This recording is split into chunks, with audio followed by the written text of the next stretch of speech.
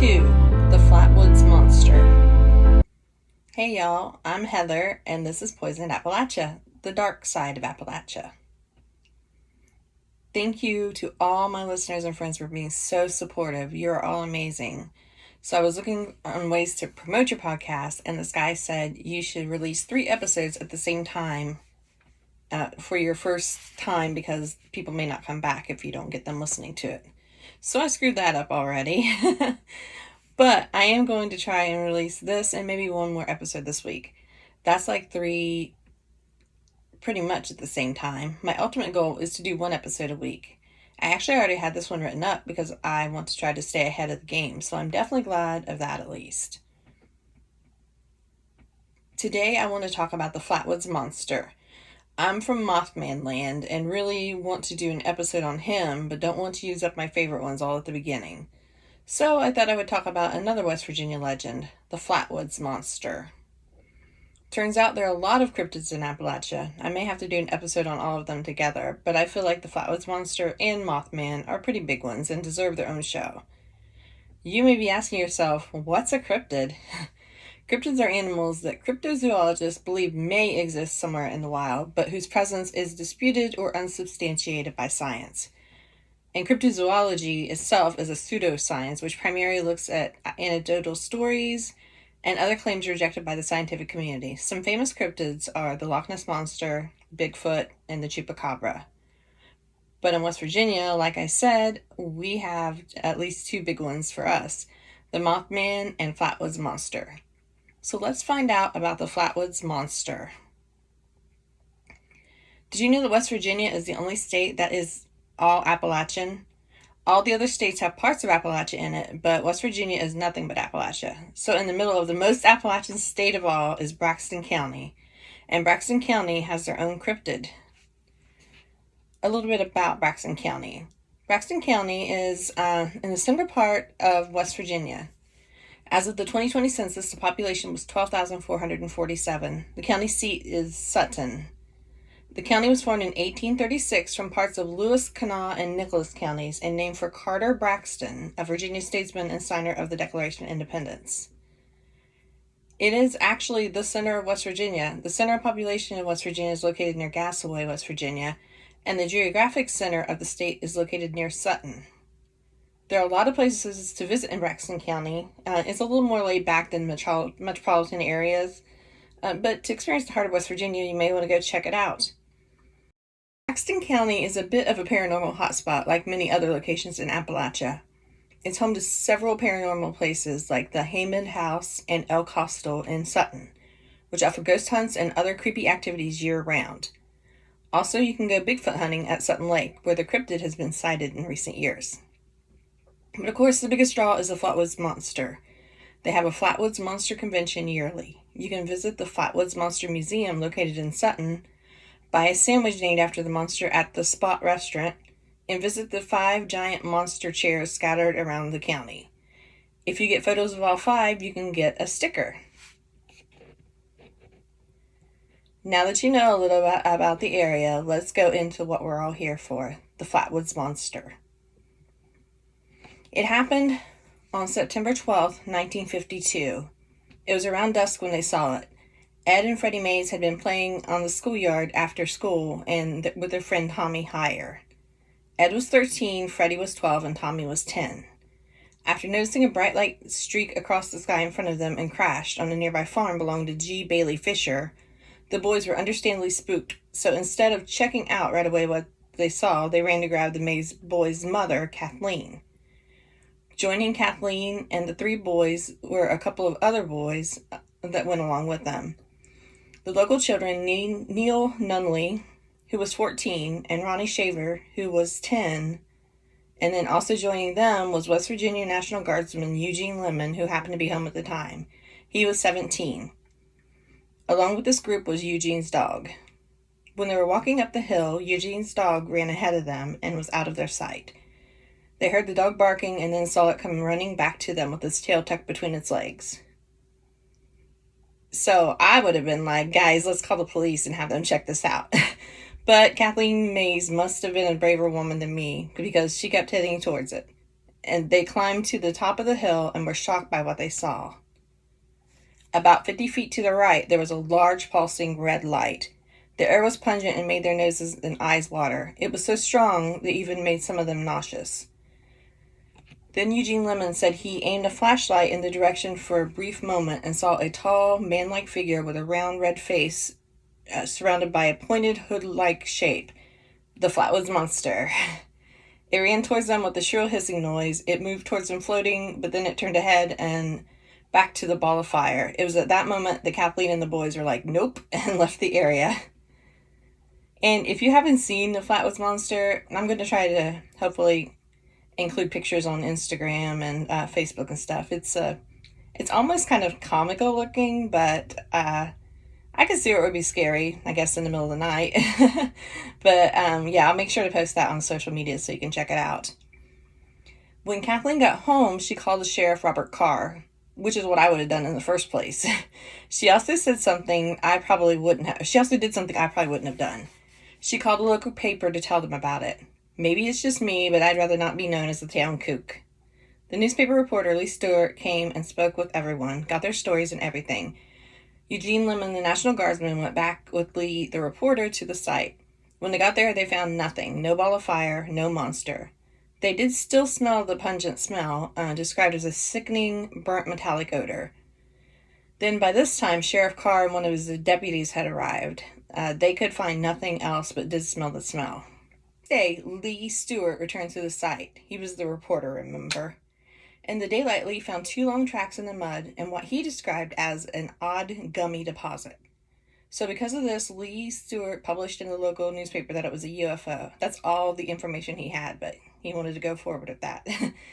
Later on, it was found that these long tracks were actually from a local resident who had heard the story and wanted to check it out for himself. Now, this was the 50s, the 1950s, remember? And this is when UFOs were all the rage, as they say. Science fiction was at its height, and with television and movies, people could see what UFOs and aliens were. Of course, some UFO enthusiasts came to the area. 2 of them interviewed local witnesses, and the story got really different from that point. A mother and her daughter reported having seen the same creature a week earlier, and the daughter supposedly had been hospitalized after, the fright of what she had seen. Eugene's mom, who had seen nothing and had nothing to do with the incident, said that her house had been shaken when it happened. A local school administrator said they saw a UFO taking off the morning after the incident from the woods. It caught on like wildfire. Newspaper stories were carried throughout the country. Radio broadcasts were carried on large networks, and hundreds of phone calls received from all parts of the country about it. Even UFO authors like Gary Barker and Ivan Sanderson arrived to investigate. Now, Gary Barker was an American writer best known for his books about UFO and the paranormal phenomena. His 1956 book, They Knew Too Much About Flying Saucers, introduced the notion of the Men in Black to UFOlogy. Or ufology? I'm not sure how that word's pronounced. Gary Barker was from Braxton County, and it was said that it was Barker who wrote about Flatwoods and then introduced the mythology through the government of the Men in Black after he heard 2 Air Force investigators had reportedly shown up in Flatwoods posing as magazine writers. Now, the Men in Black actually come into play with the Mothman legend a lot, and I'll go more into detail about that there. Barker's friends later said he didn't believe and did the UFO writings for money and to mess with other UFO enthusiasts. Interestingly, I did find a couple of accounts of Miss Audra Harper, who lived in a small town named Heater, only a couple miles from the Fisher farm. And it happened a week before all of this happened.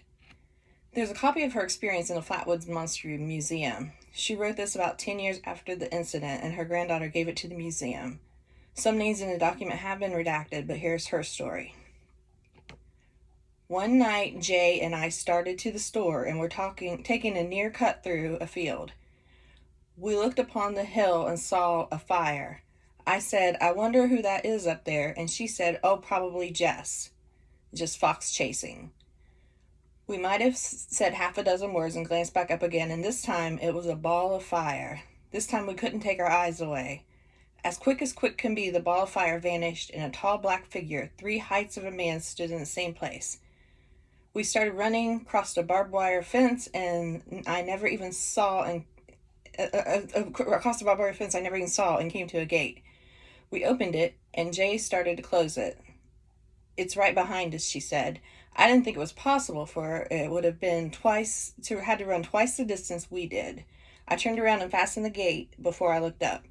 There it stood. I can't remember anything but just this huge black shape. We turned and ran through a field in the daylight. You can hardly find a path between the rocks and boulders. But at night, I didn't have any of that feeling. I didn't even stump my toe. I think God must have been directing my feet. We made it to the store, half scared to death, knowing we still had to return the same way we came. We tried to borrow a gun, but everyone thought we were just imagining things. They didn't believe a word we said. We started back alone, but two neighbor boys had come down for a beer or two, and they went past this awful place with us.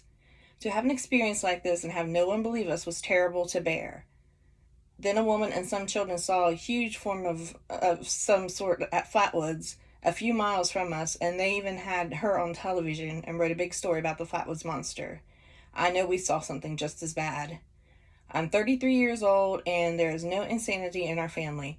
I think I'm at least average in smartness, but think me crazy if you will. I will never believe anything else. And there's one last story I did find that happened the day after the incident. It sounds more credible than Eugene's bomb and the local school board members' accounts. Remember, the school board member saw a UFO taking off in the woods? But this is what happened with these people. This happened the day after September 12th incident at Flatwoods, near Strange Creek, about 20 miles south of Flatwoods. George and Edith Snitowski and their baby were driving through a rural area near Route 4 when their car stopped working. Mr. Snitowski attempted to restart the car, but had no luck. It was dark, and there was no one else in the road. When the Snitowskis were looking at the car, a foul, sulphurous odor filled the air, and their baby began to cry. There was a strange bright light, and the couple saw a 10-foot-tall creature hovering in front of their car. The description is about the same as the original sighting, except the monster was not wearing its spade-shaped hood. Instead, its head looked more like a reptile and was bony. The creature dragged a lizard-like hand across the hood of the car and then floated away in the woods. As soon as it left, the car restarted, and the couple sped away. Man, I would be moving so fast, and my car would probably be flying off the road. But the monster has never been spotted since, anywhere. So, is the Flatwoods monster real? I don't know. Turns out the same night the Flatwoods monster was seen, a meteor was seen going over Maryland, Pennsylvania, and West Virginia. It crashed into a mountainside about 10 miles from the Fisher's Field where the monster was spotted. Because of this, several investigators chalked it up to like a mass hysteria. The creature that Miss Mays and the boys saw could have been a large owl perched on a tree with shadows, making it appear to be a large humanoid. The Mothman has a similar theory, and maybe the original people saw a sandhill crane. But I feel like most people probably don't know the difference between a bird and a creature. Was it an alien from another planet? Was it a creature still out there? Was it all in their minds? Here's my opinion, and then I'll tell you a little UFO-ish story of my own. If it wasn't for the meteorite landing 10 miles away, I probably would be more inclined to believe they saw something, but I think the experts might be right on this one. I think it was an owl they saw, because the picture they drew of it definitely could resemble an owl if you took the hood away, especially in the dark with smoke and fog around. And they were all together, and they were all feeding off of each other. So I don't think that they saw what they thought they saw. But what about Audrey Harper and the Snitowskis' accounts? Both these were told several years later and not at the same time. Why didn't they tell their story when it happened? Who knows? But I try to keep an open mind, or open mind-ish, and you never really know what's out there and what people experience. Either way, to them it was real, and we shouldn't discredit what they saw and experienced. So here's my UFO story. This happened after the September 11th attacks, way back in 2001. Just the few days following that. I live near a coal power plant, probably about a mile or two away, so every night, 3 nights in a row, I would be driving home from work and see what looked like two lights in the sky. It was over the power plant, but close to my house. So when I get to my house, I couldn't see it. It was gone. Until the third night. That night, I pulled my car in the driveway, and right above me and above the garage, up in the sky, pretty high above tree level, but not super high in the sky. It looked like headlights in the sky, like a car just floating there. I looked up at it and saw it clearly. Well, I saw the lights. That's all it really looked like, was just two headlights in the sky. I couldn't see anything else, and suddenly it just flew through the sky faster than anything I've ever seen move. No sound, no nothing. It was like it was there and then it was gone. The reason I mentioned the power plants in 9/11 was because during that time they were talking about how our nation's power grid could be at risk if there were more attacks, like they might hit power plants or whatever. But honestly, why would anyone come to a power plant in southeastern Ohio? But because of that, I don't know. Could it have been some sort of surveillance vehicle, a drone or something? I feel like if it was that, it would have been made more noise. And it was 2001, which technology wasn't quite as good back then. But this was completely silent, and it was low enough that I should have heard something. So was it a drone or an alien? Who knows? But that's my story. Have you ever seen anything suspicious? Something you couldn't explain? If so, let me know on my Facebook page. Thanks for listening. Y'all are amazing peeps. If you could please keep sharing my podcast and rate me when you can, I would appreciate it. If you have any constructive criticism, please be nice to me because I am sensitive and will cry. No, seriously, be honest. And you can contact me on Facebook or email me. You can follow me on Facebook if you go to my page, Poisoned Appalachia, The Dark Side of Appalachia. I'm on Instagram at instagram.com/poisoned_Appalachia. I forgot last week what that was, or last time I did this, what the underscore was called, and called it a lowercase hyphen.